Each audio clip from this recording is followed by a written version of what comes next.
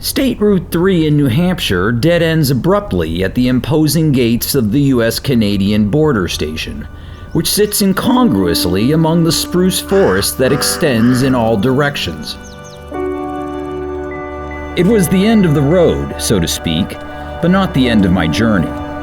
For beyond the barbed wire fences, tucked into the woods, was a small lake, a beaver bog really, that had become in my mind something of a holy grail, the final goal in my year-long quest to explore the great North Woods region of New Hampshire. Less than a mile from where I stood lay the very headwaters of the Connecticut River, which flows for 410 miles through 4 states, numerous lakes and reservoirs, and finally into Long Island Sound.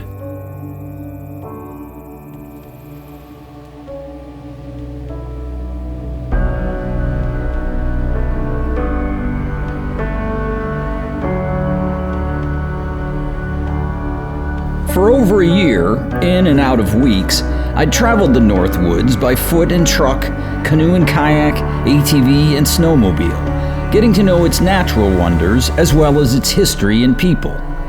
Like the landscape, my experiences changed with the seasons, often taking strange and exciting detours, but always, eventually, I found myself returning to the great river that flows through its heart and has shaped its character. And that's where this story begins.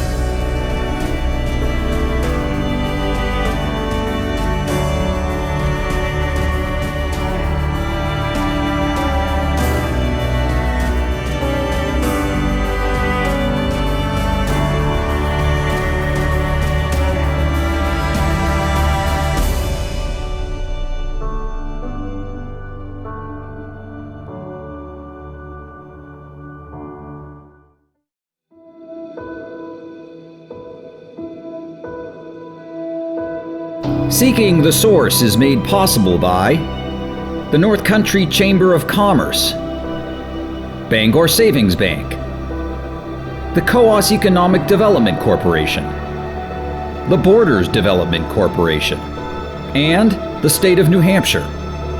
Additional funding and support provided by Lee's Family Trailer Sales and Service of Windham, Maine, Don Noyes Chevrolet of Colebrook, New Hampshire, and Old Town Canoe and Kayak.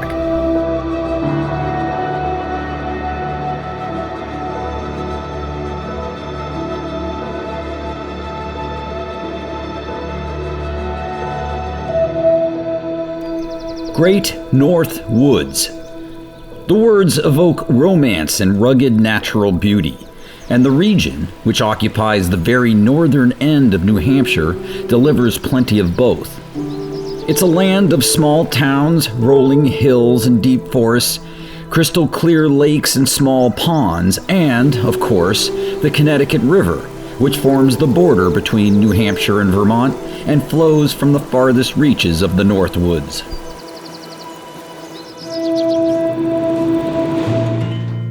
I couldn't think of a more appropriate way to begin my exploration of the Great North Woods than on a paddling trip along the Upper Connecticut. So I arranged to meet with Noah Pollock of the Northern Forest Canoe Trail, part of the overarching Connecticut River Paddlers Trail, which runs the length of the river all the way to Long Island Sound. We launched Noah's canoe at the William Schomburg Memorial Recreation Area in North Stratford, just off Route 3, and headed downriver.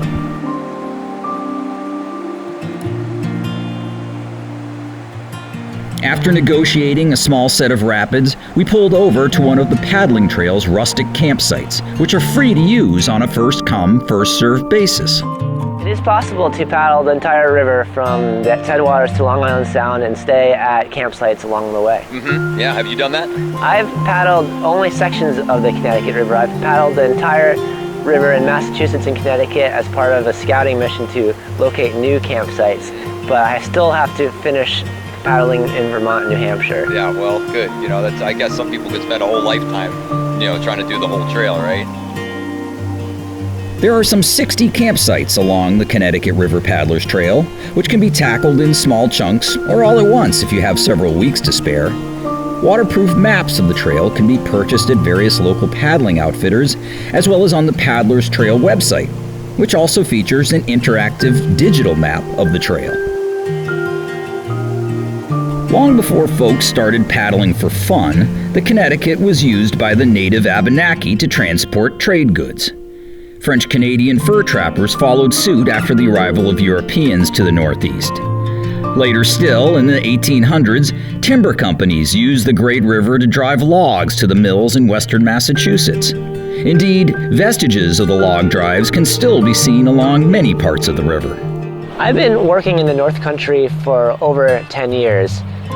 We've been working with private landowners to establish campsites, to secure public access easements on traditional access points, to ensuring there's portage trails around all the hazards and rapids. And through that process, I've really grown to appreciate this landscape and the people that live here. And it's been a real joy to be able to work and play here. I'm Noah Pollack. I'm the regional coordinator for the northern section of the Connecticut River Paddlers Trail. An hour's paddle downstream brought us to our takeout spot at the confluence of the Connecticut and Nulhegan rivers. It had been a lovely trip, for sure, but I knew I had only sampled a tiny portion of the Paddler's Trail, and the Connecticut River in general. Fortunately, there was a lot more of it in my future.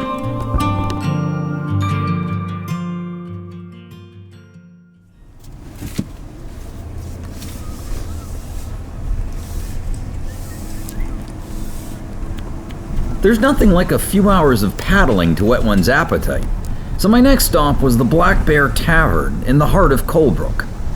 The casual restaurant, part of the River Edge Inn and RV sites, is a favorite among both locals and visitors, and welcomes ATV riders and snowmobilers year-round. It's the kind of cozy, welcoming place you'd expect to find in this far-flung corner of New England. Owner Rick Nadig and his sister Lori, along with numerous local contractors, have worked hard to restore the building and its guest suites over the last few years, as well as to keep the menu fresh and eclectic. It's just a beautiful place to come. The surrounding, it's clean air, it's the mountains, it's the rivers, it's the activities, the ATVing right now is coming into its own. The snowmobiling, which was one of the, my original major pastimes. Huge trail network, beautiful groomed trails. You just kind of fall in love with the area. And we had an idea and a vision of what we could do with the old Colebrook house. It was in disrepair and run down, and had an inspiration, I guess, to try to make something in the downtown community. I'm Rick Nadig, managing member of Black Bear Tavern at River Edge Inn, Colebrook, New Hampshire. The tavern features items ranging from burgers to seafood, and the large bar is well stocked with craft brews, including the splendid Dooryard IPA, produced just across the road at the Coos Brewery.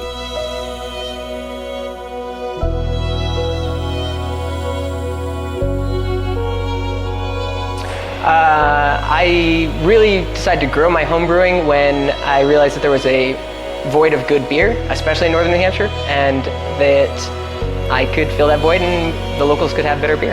Currently I brew 3 styles of beer, but I have plans in the works for many, many more. Right now it's just limited by my fermentation space and what my drinkers like.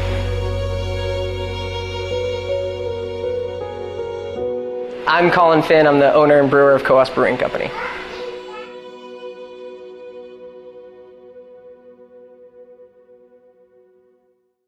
I truly believe that if you're gonna do something better, you gotta start by innovating. Think about how to solve for a customer problem in a way that's quicker, different, and more customer-centric. The bank's promise has been fundamentally the same from the beginning till now, and that's ensuring that all that we do is making the lives of our employees, our customers, and the communities better. And it's their better, not what's defined as our better.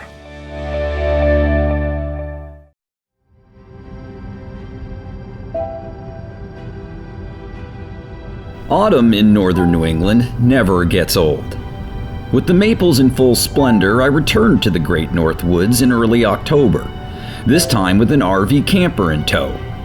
My approach took me along Route 26, which winds through beautiful Dixville Notch State Park, 10 miles east of Colebrook. Just before the road climbs into the notch, I pulled into the wayside parking area, where hikers will find access to the Cascade Falls and Table Rock trails, the latter providing sweeping views of the surrounding countryside.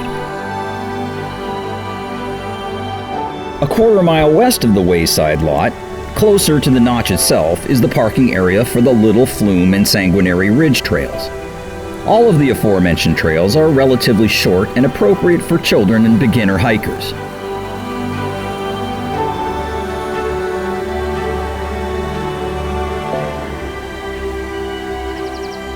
It wasn't all fun and games in Dixville Notch, of course. A reminder of what life in the wilderness must have been like for its early settlers is the grave sites of John and Betsy Whittemore, who arrived here in 1812. It was tough going, the winters especially so. Betsy died 3 years later, in December 1815. John later abandoned the homestead and moved to nearby Colebrook, where he died in 1846.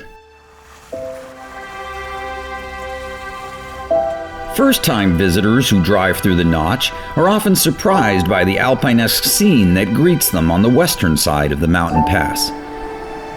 Looking like something you might find in the mountains of Switzerland, the Balsam's Grand Resort, nestled in the woods along Lake Gloriette, was once the most popular tourist attraction in the Great North Woods.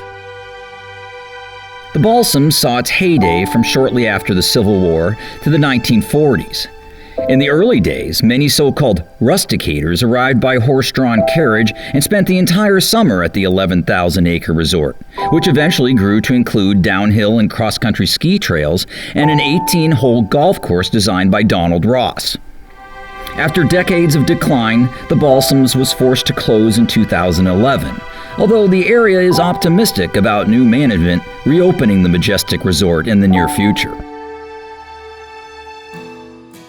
Of course, much has changed in terms of what draws people to remote forested places and how they explore them. And nowadays, many prefer a do-it-yourself type experience, be it on foot, bike, canoe, boat, or such modern conveyances as all-terrain vehicles. Helping visitors experience the Great North Woods by ATV is Corrine Rober, owner of Bear Rock Adventures. I met up with Corrine at her company's transitional headquarters outside Colebrook, where we suited up for a ride on one of her Polaris side-by-sides.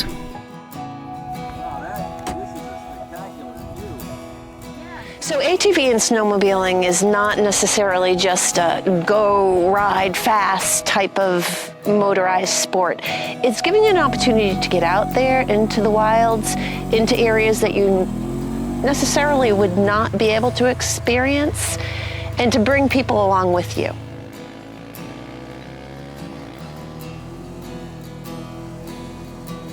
Even the most casual visitor to the Great North Woods soon sees that this is ATV country, and off-road trails maintained by local clubs wind through the region. Locals and visitors alike use this extensive trail system to experience natural beauty, gain access to remote fishing and hunting areas, or simply as a cool way to get from one place to another. When you drive north and go beyond the notches, there's a release of intensity and a calmness that just takes over you that you don't get anywhere else. Oftentimes my family will come up to visit, and by the time they get here, they just feel like just a sigh, a relaxation. My name is Corrine Rober. I own Bear Rock Adventures, a premium Polaris outfitter in Pittsburgh, New Hampshire. As I discovered on my trail ride with Corrine, an ATV is a fun way to get around and enjoy the outdoors, and it helps to have a destination in mind. In our case, that destination was a storied maple syrup operation and restaurant in Canaan, Vermont. Getting there required a long ride that took us through thick woods and along a former railroad bed that followed the course of the Connecticut River for several miles. Eventually, we crossed the river at Stewartstown and entered Vermont, where more rugged trails eventually brought us to April's Maple, a stone's throw from the Canadian border.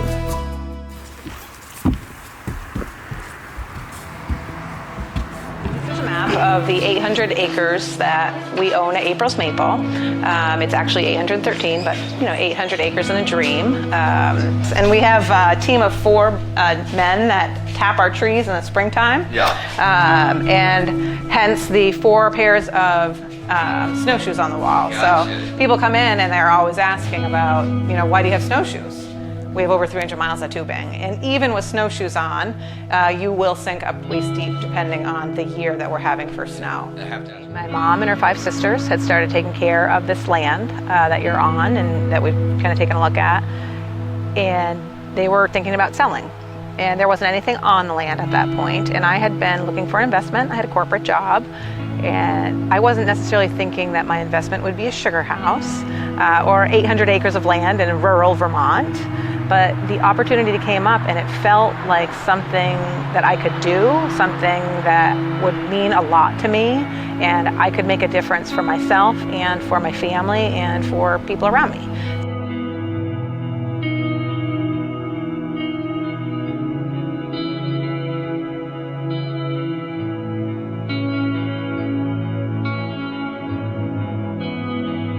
So beyond why are you doing this, what do you want April's Maple to be? And what we were able to condense it down to was 4 different things. Number 1, I wanted to treat all of my customers like they were family and friends. Number 2, I wanted to do something that was high quality all the time. Number 3, I wanted to have a sustainable business, and that's 2 parts. That's my forest, but also my local community, and I want to have fun. And we try and give people that experience every time they walk in the door, or even if they order online, or if it's a wholesale customer that has found us either through me or someone selling for me. In the way we interact with people and the quality that we provide them, it's a reflection of those 4 things, and that's what makes it fun. While fun is last, it's not the least important. We tap our trees in late January, February, because we know we could get a sap run as early as February. And it generally should run through April. So April is the sugaring month, so the name is certainly April's Maple is my name, but really April is the sugaring month, and that's why I chose April as the name. I'm April LeMay, the owner of April's Maple here in Canaan, Vermont.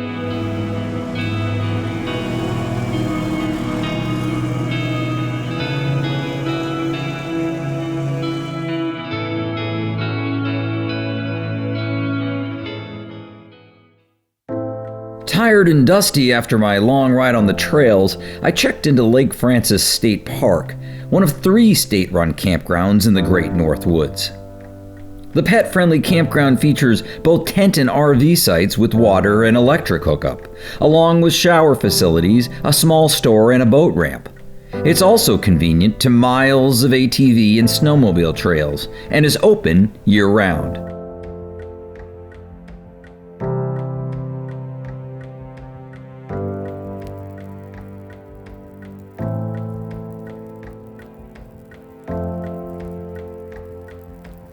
The next morning broke cold and drizzly, not exactly the kind of camping weather I was hoping for. However, a hearty breakfast of corned beef hash, bacon, and eggs always seems to brighten my day, no matter how gloomy the conditions.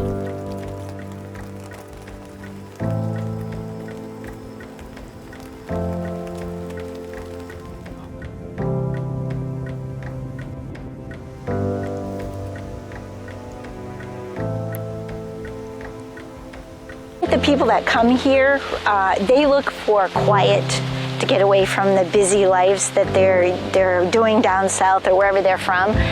They do like to come up here. They like to camp, camping obviously, but they kayak, they bird watch, they hike, they fish, and we have it all right here at Lake Francis. My name is Diane Matad. I'm park manager of Lake Francis State Park, Deer Mountain Campground, and Coleman State Park.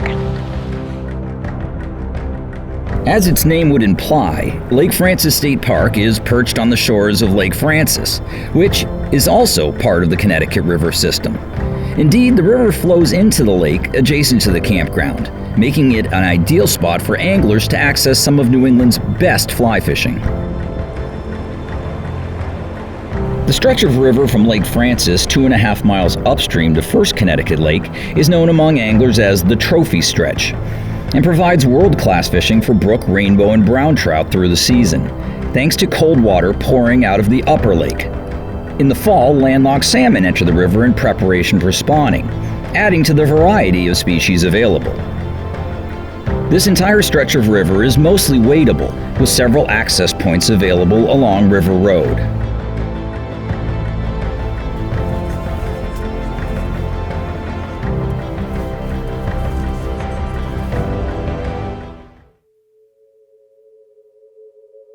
Come mid-October, river fishing on the Connecticut shuts down, but visiting sportsmen have other activities to pursue.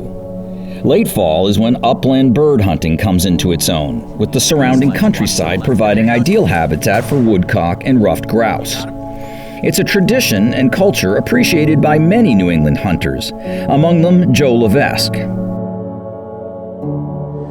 I grew up hunting woodcock and grouse in Coos County. Making the weekend trips from Massachusetts, in large part due to the sustainable population in Coos County in the North Country of both birds. So the Ruffed Grouse Society since 1961 has been in existence to create sustainable, diverse habitat for ruffed grouse and woodcock, obviously, but also, numerous species of neotropical songbirds. Prime grouse hunting conditions typically occur before the first snowfall, which makes it harder to hunt birds. However, certain hunters, and their dogs, remain up for the challenge. What I love about hunting is just being able to get out of my office and clear my mind of everything and, get out and trek the woods and listen to my dogs, run through the woods and have the opportunity to harvest some dinner.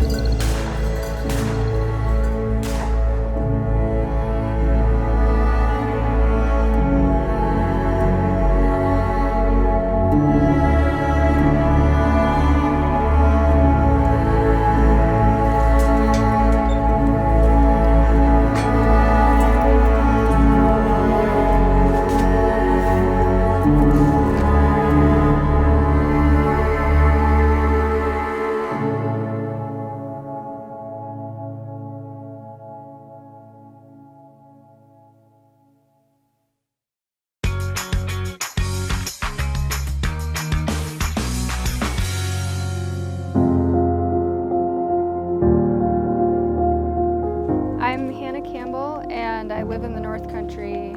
I grew up here and I moved back here. Since then I've been working on the Balsams Development Project and also working with the North Country Chamber of Commerce. Trying to promote the region, make it feasible for young people to see themselves living here. So I was a logistics officer in the Air Force after graduating from the Air Force Academy, and I was stationed in England after that. I decided that being a logistics officer wasn't my 20-year dream, and I decided to move back to the North Country to make the transition to starting over. I came back married, which was different than when I left. I came back older. This place is unique because it's a bubble. It's a way of life, and it's the people that live here that really make the big difference.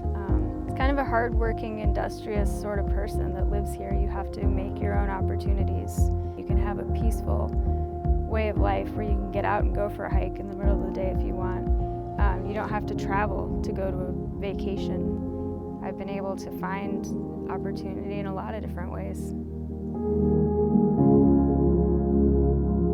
If you're looking for info about the area, you can find it at mygonorth.com.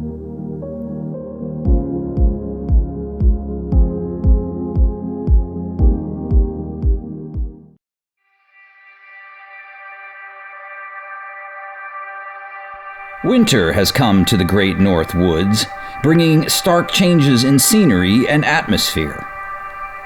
Snow blankets the rolling hills, lakes, fields, and forests, mounting on summer toys now in hibernation. To the casual observer, all seems quiet, frozen. But creatures are stirring, for the arrival of winter also brings new opportunities for exploration, a chance to appreciate the region in an entirely different light.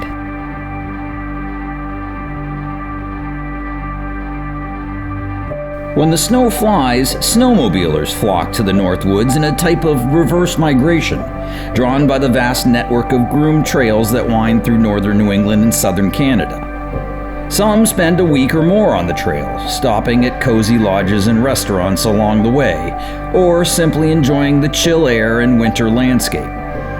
They're part of a unique culture, a way of life spawned in the early 1900s, when the first snow machines arrived in these northern woods. In January, I traveled to the town of Pittsburgh, winter headquarters of Bear Rock Adventures and its snowmobile rental business. So where are we now? Where are we right now? So we're all the way up here. Okay.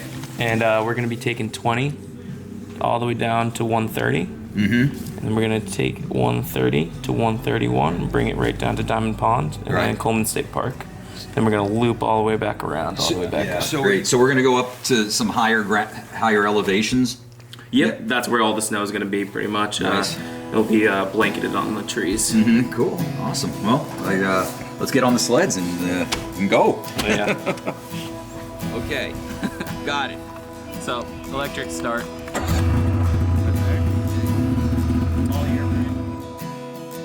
After getting a quick rundown on the operation of my machine, my guide Tanner Belageron and I headed down one of the groomed trails maintained by local snowmobile clubs.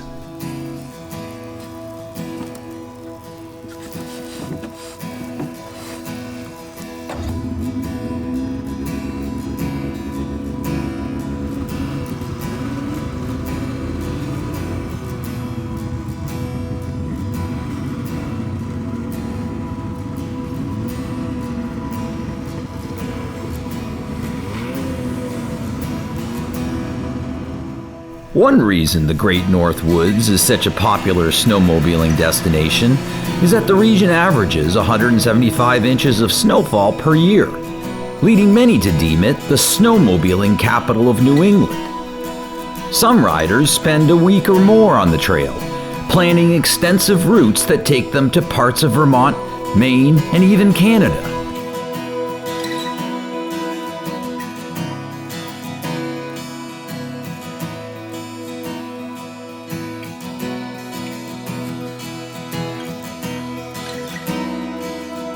Tanner and I had less ambitious plans, however, as we spent our half-day trip exploring the local woods and stopping at a few scenic outlooks before finding our way to the Buck Rub Pub, where good food and cold beverages are the specialty and where snowmobilers are always welcome.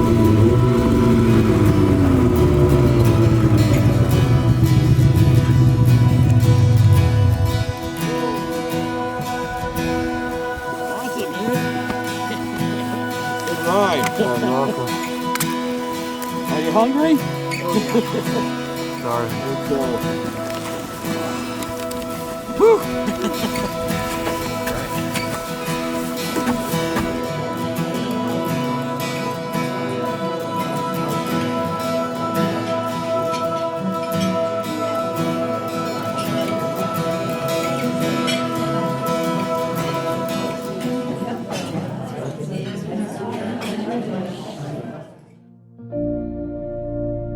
Riding a snowmobile through miles of dense forest, it's easy to forget that the surrounding hillsides were at one point largely stripped of trees.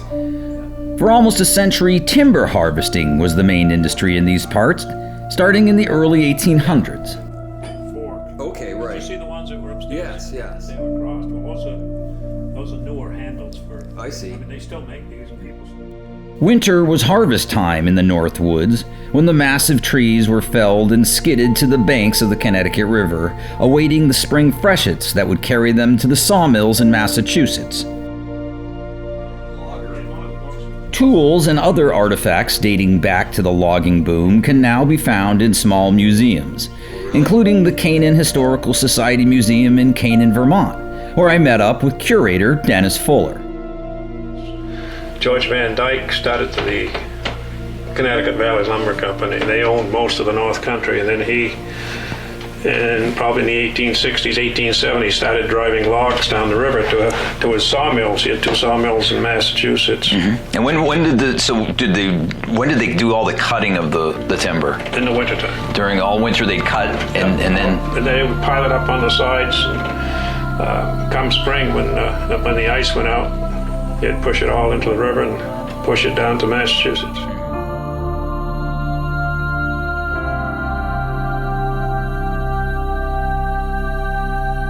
But the last long log drive was 1915, and that was a big event.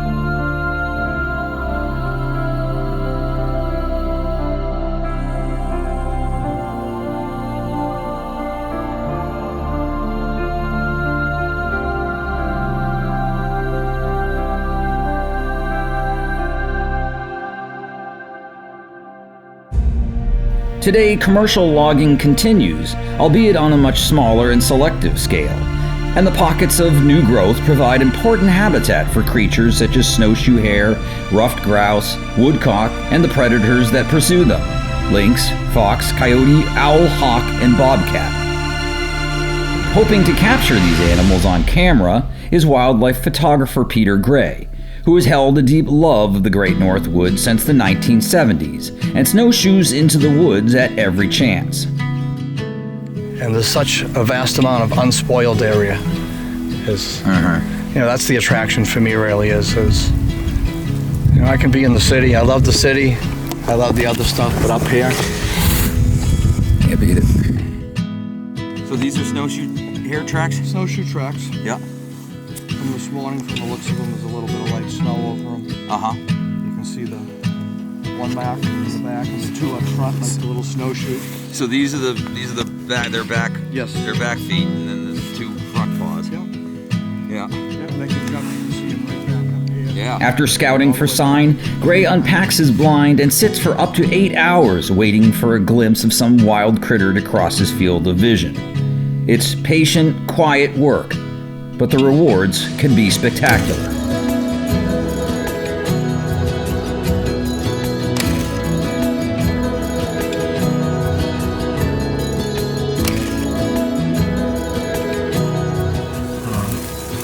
Basically, anything that I can see, I'm interested in photographing it and studying it through the lens.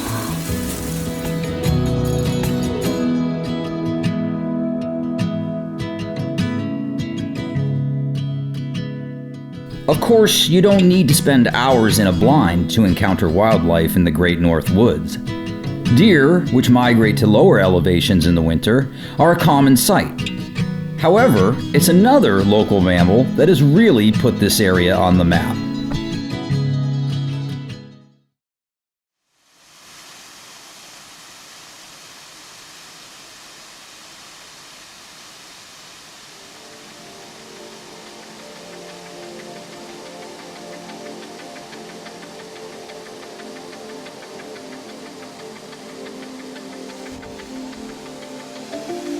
Rivers can lead you in different directions, and the Connecticut is no exception. After all, it's easy to get distracted by its beguiling side channels, creeks, and tributaries, many leading to unexpected surprises, as I had found thus far in my travels. Nevertheless, by early July, I was back on track, focused in my quest to reach the headwaters of the mighty waterway.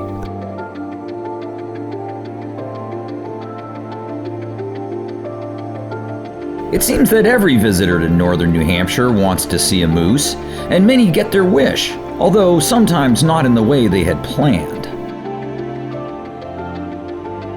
And while you're likely to see a moose pretty much anywhere in this neck of the woods, a 12-mile stretch of Route 3 known as Moose Alley, which begins just north of First Connecticut Lake and ends at the Canadian border, offers those in vehicles their best chance of spotting one, particularly in the early morning and evening, as well as at night, when the animals tend to be more active. And I don't care how many moose you've seen, spotting a bull, even from the safety of a vehicle, is always a thrill. Those who fail in their quest to spy a moose can always seek solace in an ice cream from Moose Alley Cones or a moose-themed souvenir at Treats and Treasures, two popular stops along Route 3. And if you're looking for a sit-down meal, a cozy spot called Murphy's Steakhouse has you covered. As its name implies, Murphy specializes in steaks, chops, and prime rib, but also serves a variety of entrees that include seafood and poultry dishes. While the moose may give you a pass, the food at Murphy's can always be counted on.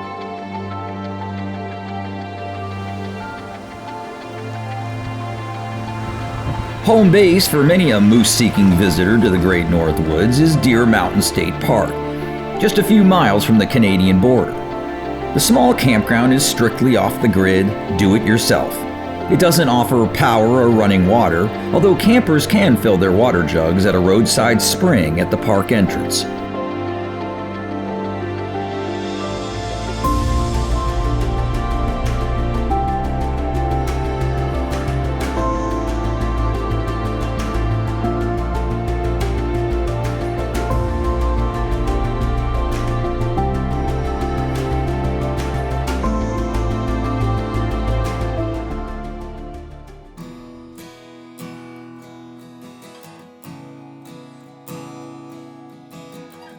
For those who prefer a less rustic experience, there's the cabins at Lobstick, just down the road on Route 3. Lobstick offers cabins and cottages on First Connecticut Lake, as well as on nearby Back Lake. Established in 1928, Lobstick is one of the oldest sporting camps in the Great North Woods, and remains popular among fishermen and hunters.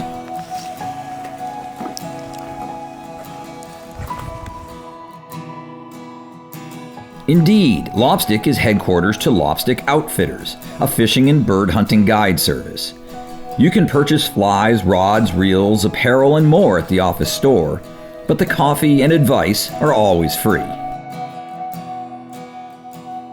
If you're looking for a way to get on the water and enjoy the lakes, Lobstick also rents small aluminum boats.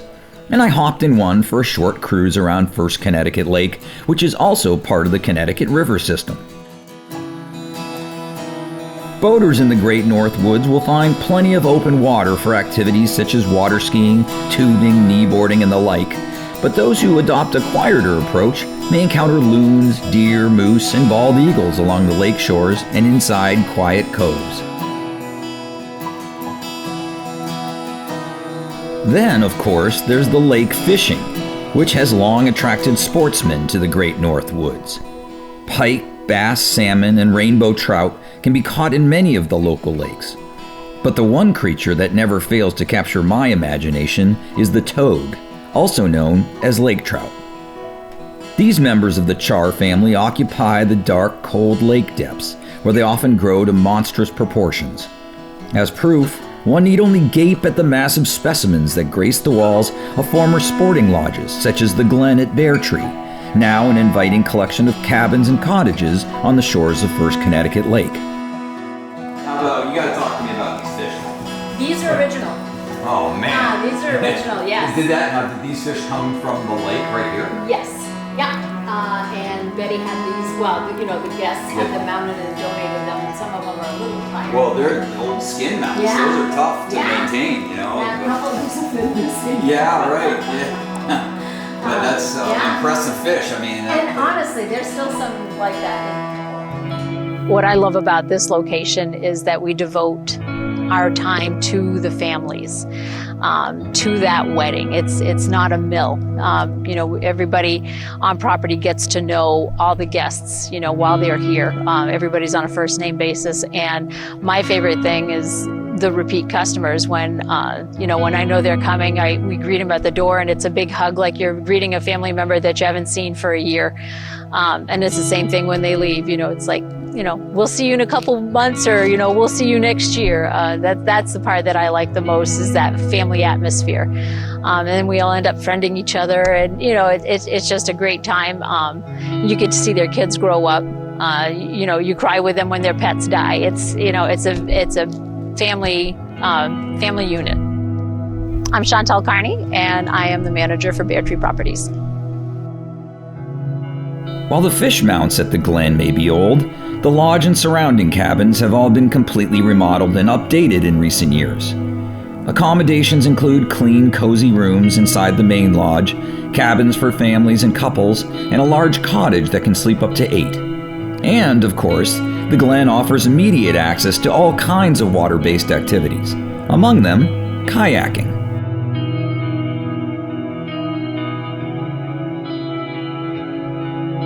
Paddlers will find no shortage of waters to explore in the Great North Woods, from big lakes like Francis, Sumbagog, and the Connecticut Lakes chain to the Connecticut River itself.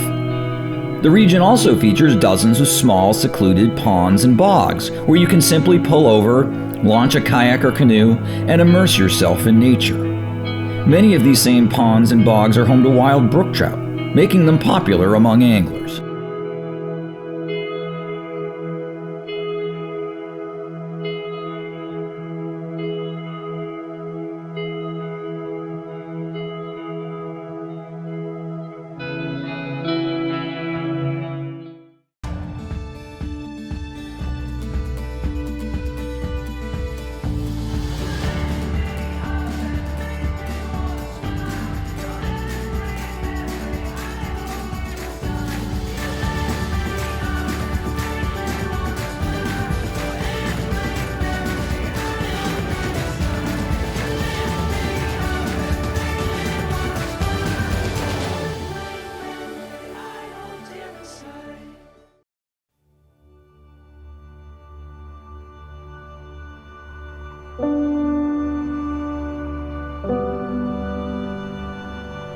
Tributaries and side channels.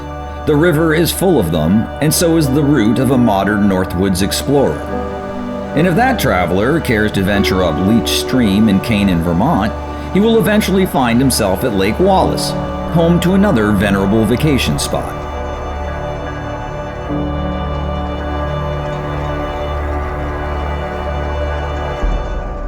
Tradition runs deep at Jackson's Lodge, hard against the Canadian border. Gloria Jackson and Mark Levier are the proud owners of this lodge with a nearly 100-year history, and they clearly love their roles as stewards of what has long served as a beloved gathering place for the families that return year after year, with an emphasis on unplugging, reconnecting, and relaxing. Hey, this is where Canada and the United States meets, and you can stand here and you can just see that physicalness of this. So this land that we call the Slash is owned by the International Boundary Commission. So this is technically no man's land, neither Canada nor the US. We could literally walk from the Atlantic Ocean to the Pacific Ocean along this Slash, and we wouldn't be infringing on either country.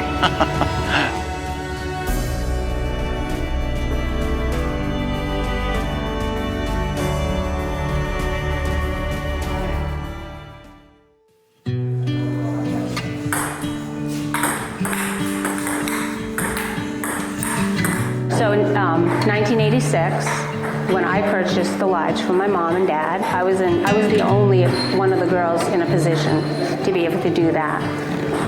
And I wasn't really ready to do this because we all worked here a whole lot, growing up with my parents.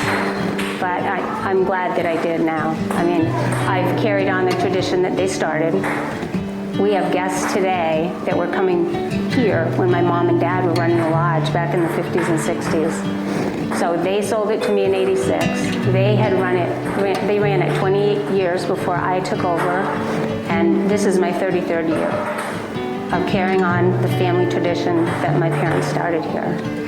I think our repeat customers that have been coming for years, the families that I grew up with when I was growing up are now here with their kids and their grandchildren. They come here to disconnect, and they do things as a family. They're out on the beach, they're playing, they're having games out in the field and campfires at night and telling the stories of the good old days when they were here with their parents.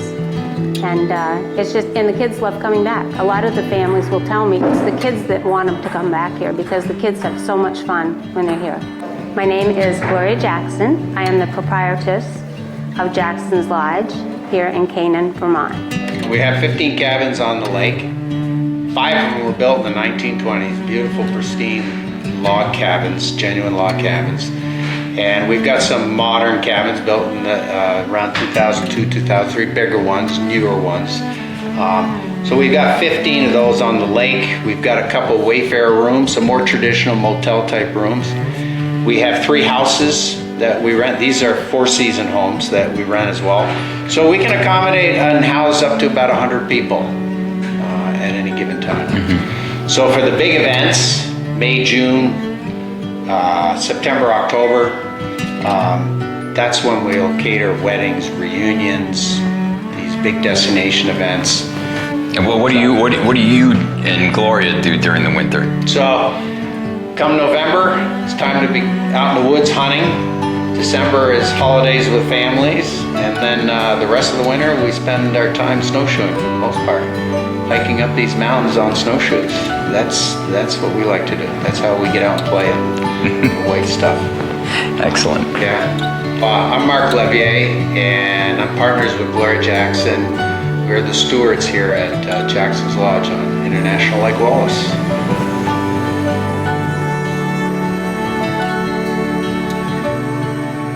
After spending just a few hours at Jackson's Lodge and meeting its friendly guests, I didn't want to leave. However, it was time to return to the Connecticut River and a rendezvous with fishing guide Bill Bernhardt of Lobstick Outfitters.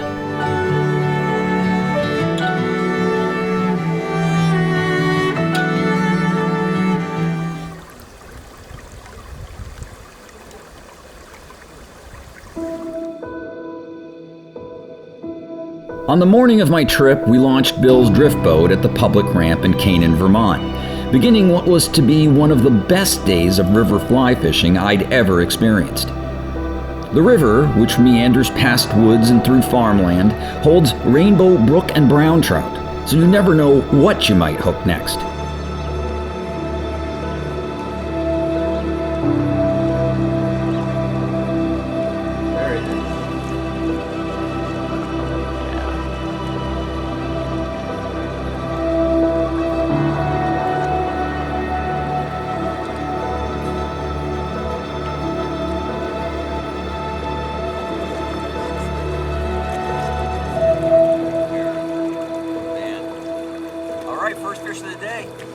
So this stretch on the Connecticut is what we call the upper stretch, the upper float that we have. So in conjunction we have a middle float, and then we also have the lower float also.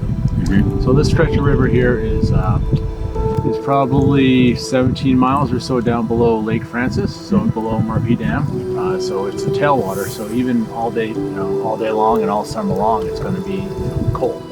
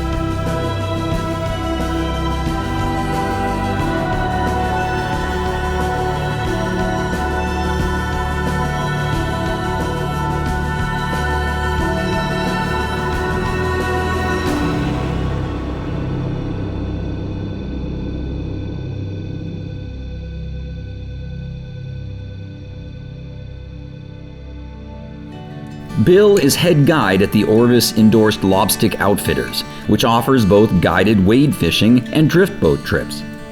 The latter are an unbeatable way to fish the river and allow the angler to cover a lot of water in the course of a day. The shore lunch alone is nearly worth the price of admission.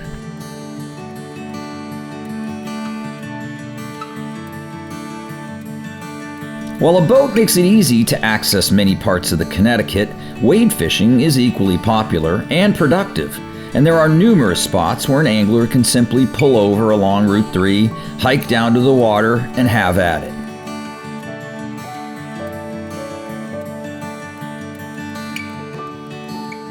Oh, one of the things I like best about guiding is just that every day is different. You know, it's still, and I often get asked the question, you know, why? You know, after so many years.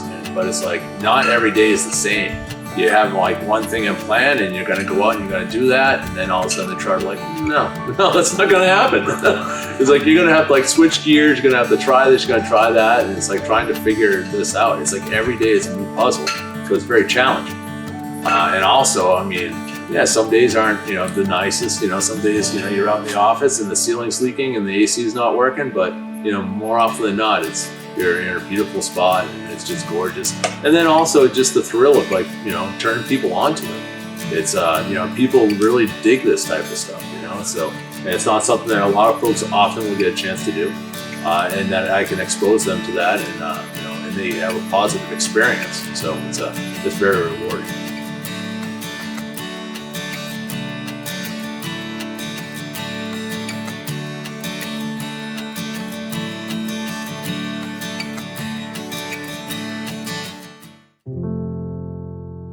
Bill, like many people who call this corner of New England home, has different facets to his life in the Great North Woods.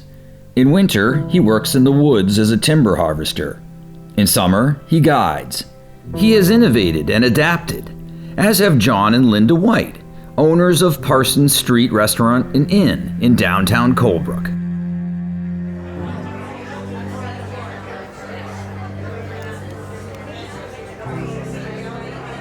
We miss the area tremendously, and we owned this building as an investment property that we had purchased in 2004 and refurbished it at that time for nicer apartments.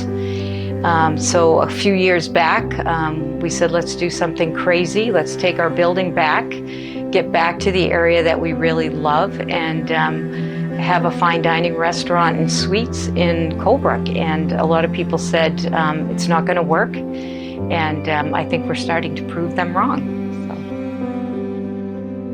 So. We kind of set a goal when we opened the restaurant, knowing we would be tied a bit to the business, that we would try to discover every little pond and lake that we didn't know about, and we're still discovering them. And we kayak almost every Sunday. So it's amazing.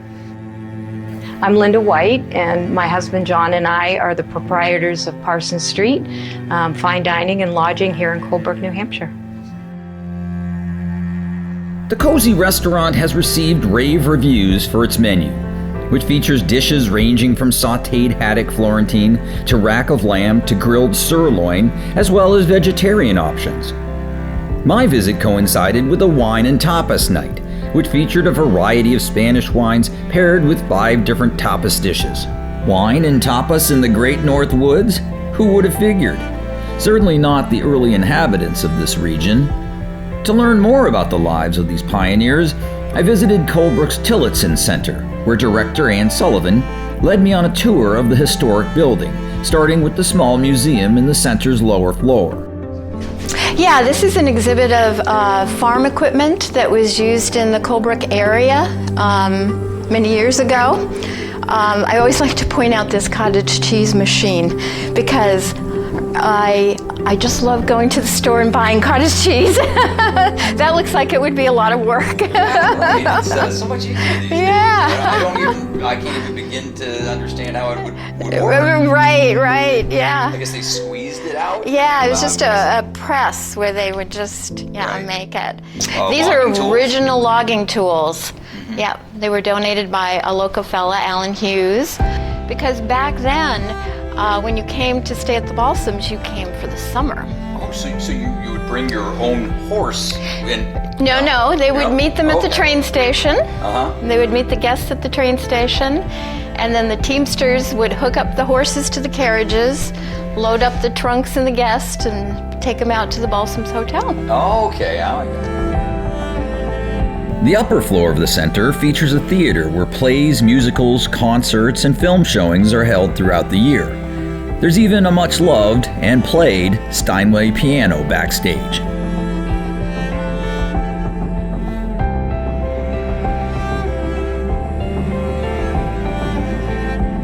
You You guys do it all. We do it all. So this really is the cultural hub Yes. of the Great North Woods. Correct, yeah. That's great. Yeah. I had no idea. Yeah.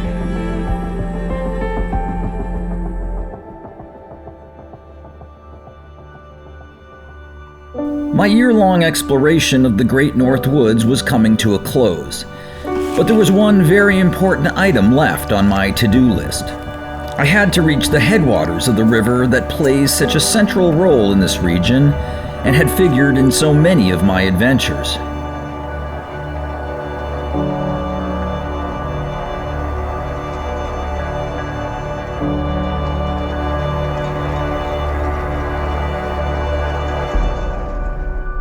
A short hike along the trail that follows the US-Canadian border, and I was suddenly there, gazing at a small, unassuming pond in the forest, the pristine waters of which, 410 miles downstream, would mingle with Atlantic salt.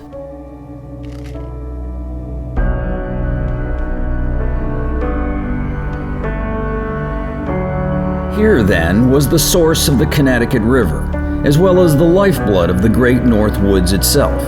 A source of commerce, culture, politics, history, recreation, ecology, and, for many of the people who make their home here or visit from afar, a source of beauty, serenity, and inspiration. As far as rivers go, the Connecticut isn't the longest or largest in the world, but it's uniquely New England, the central thread to a story that continues to be written.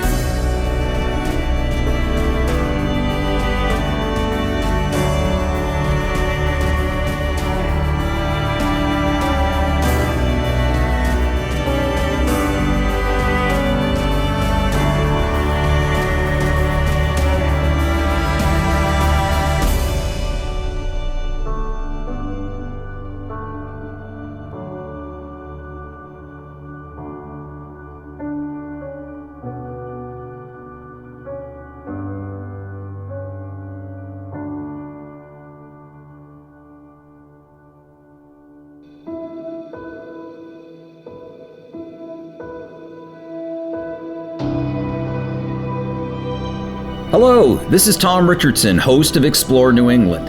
Thanks for watching this special presentation on the Great North Woods of New Hampshire. For more information on the activities and places featured in the film, visit explorenewengland.tv, which contains lots of articles on experiencing the Great North Woods as well as other exciting New England destinations. You can also follow us on Facebook and Instagram. Even more information and suggestions on great places to stay, play, and dine in New England can be found on our sister site, visitnewengland.com, the region's leading planning source for travel, events, and activities.